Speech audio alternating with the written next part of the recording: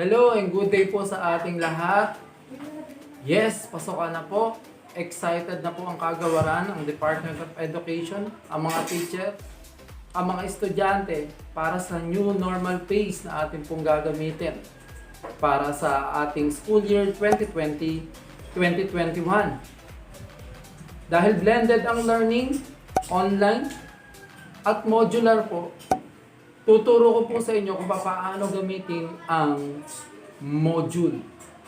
Pero kung bago ka sa channel na to, huwag niyong kalimutan na i-click ang like, share, subscribe, at mag-comment na rin po kayo kung ano yung mga gusto niyo pang topic na ating pong didiscuss na related sa topic na ito.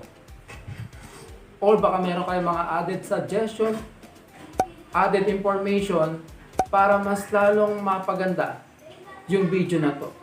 Dahil ang topic po natin kung paano gamitin ang module. So, discuss na po natin kung paano gamitin ang module.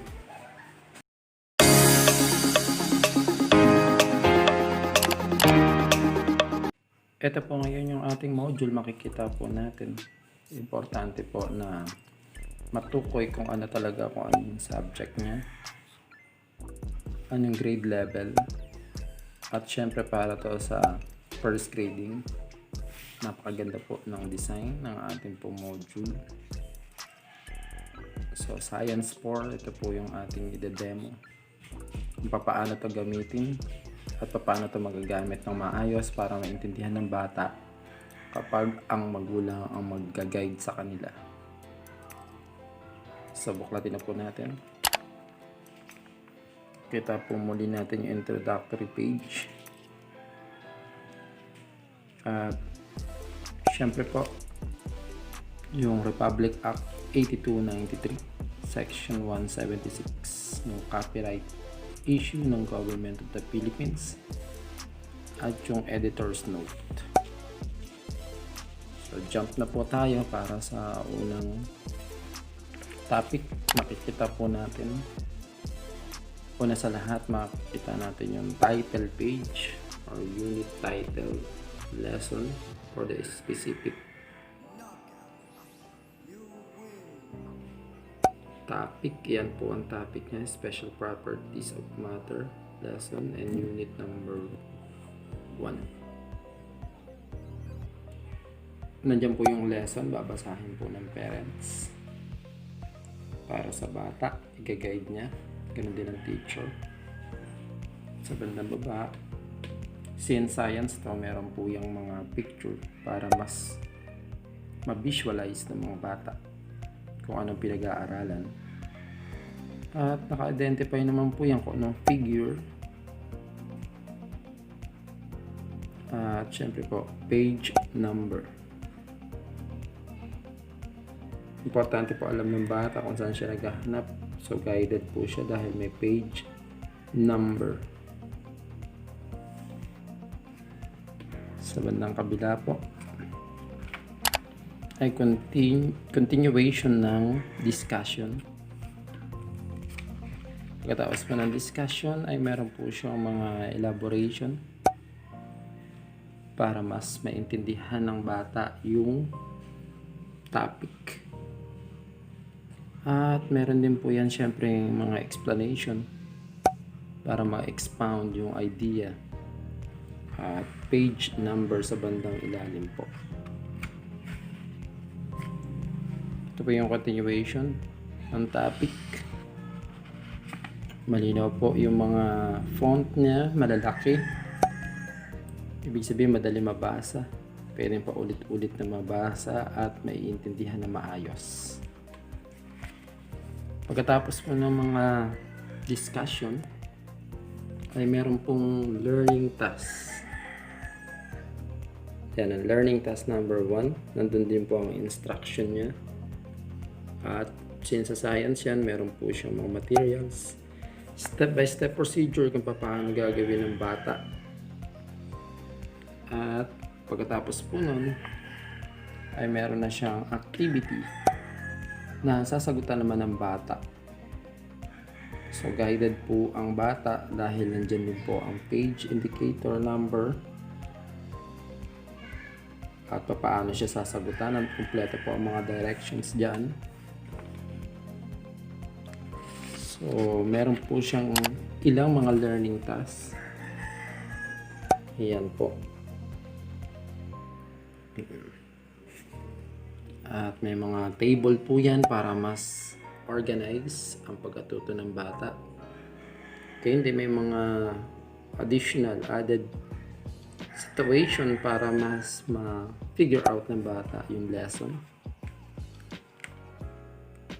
Talaga maiintindihan po ito ng bata dahil nakaayos po siya.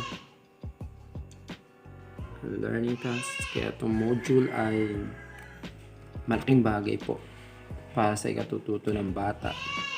Dahil hindi lang isang learning task, hanggang sa talagang ma-absorb ng bata yung topic.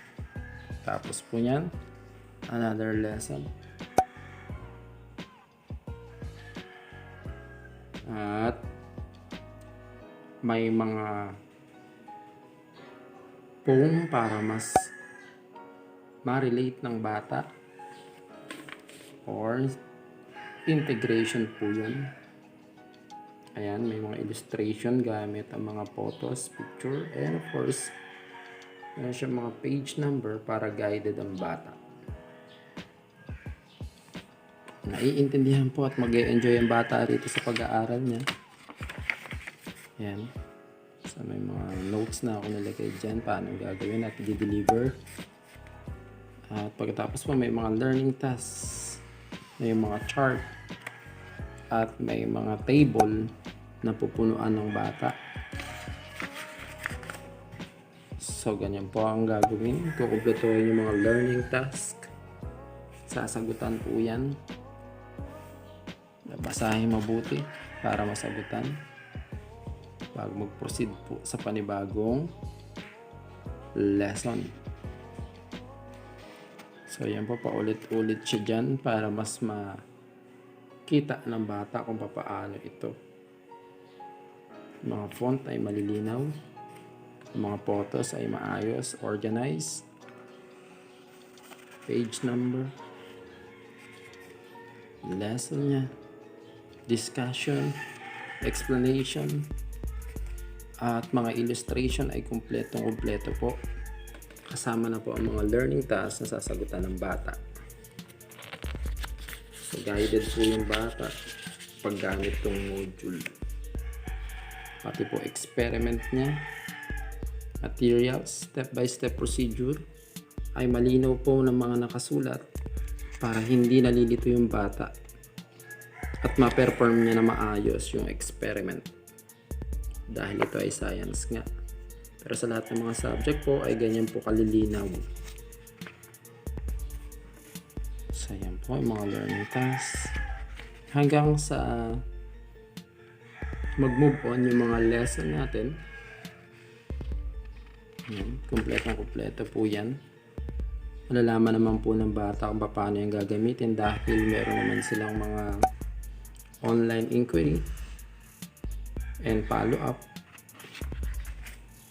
hanggang sa makumpleto po nila yan hanggang doon sa bandang dulo. Yan, may mga references din po ito.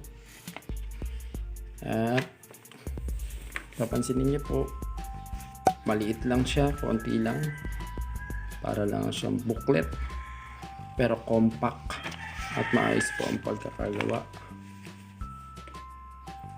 So yan po ang ating module. Kaya masaya po mag-aral. Happy learning po sa ating lahat. And welcome school year, new normal 2020-2021.